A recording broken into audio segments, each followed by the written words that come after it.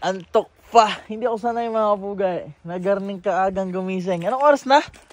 Alas 7 pala ang sanay ako magising mga 11, 12, 1. Sakay nga tayo din sa ating CRF at nadini tayo sa medyo batuhan na may bundok na may dagat. Kasama ko si Boss Mikmik. Ano boss? Nagsabi pa naman sa akin, may project daw sila. Kailangan nila ng mga shell. Tapos para bang kung anong gagawin, pwedeng bracelet, pwedeng corona, kung ano man trip. Ewan ko sa mga project na mga ray. Teka pala't alam mo ba na ang tawag dito sa ating pinuntahan ay mag-asawang bato? Gawa dati magkadikit ang dalawang yan. Saba ewan ka. Pero yan galing daw. Hindi ko rin sure pero alam ko gumulong na yung paparyan. Tapos pinatawag na ito mag-asawang bato. Pinatawag nila. Tapos mga kapugere, doon kami lumusong kanina. Ay, nilusong.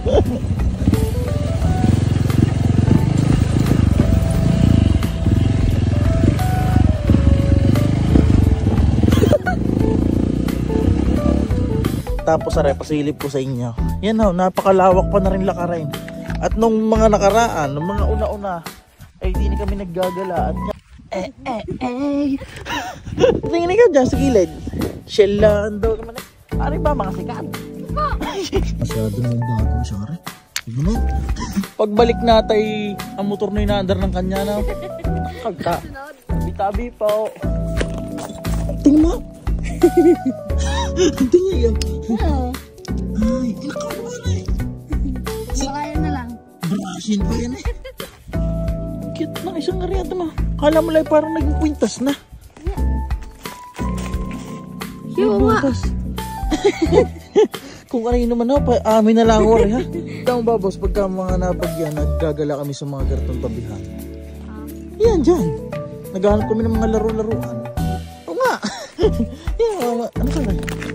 Di mga kung ano-ano, basta meron dyan pagka nabagyo eh. Marami na anod, mga chinelas, suot-suot tayo, buta.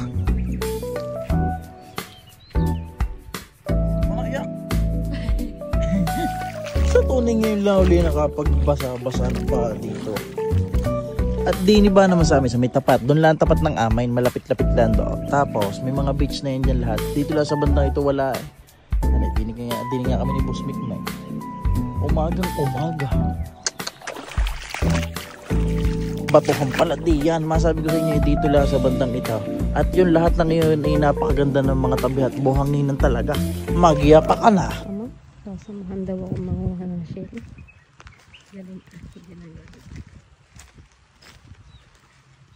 Ay, kala ka ba ako sasamahan na? Baong. Ganda. Parang siyang bulaklak. Kaya nga. Napakaangas.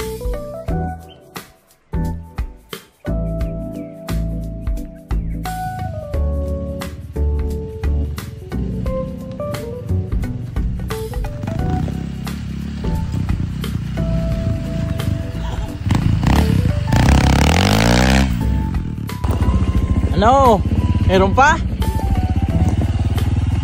Kaya naman ako sumama din eh. Sarap ng motor. Ano?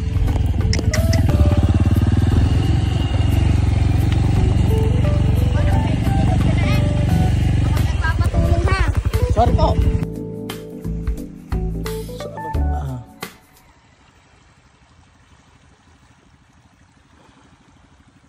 Nakakainggan yung tunog nyo ha. Relaxing. Sasabihin ko pa si Bata tayo, hindi ko na ipakita ang ating mga pinanguha. Ganda lang sa akin. Ah, sige. Tara.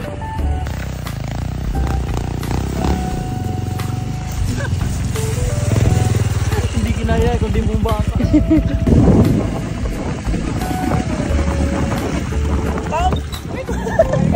Diyan sa sila may ginawa kaming mga shell. Project daw na rin.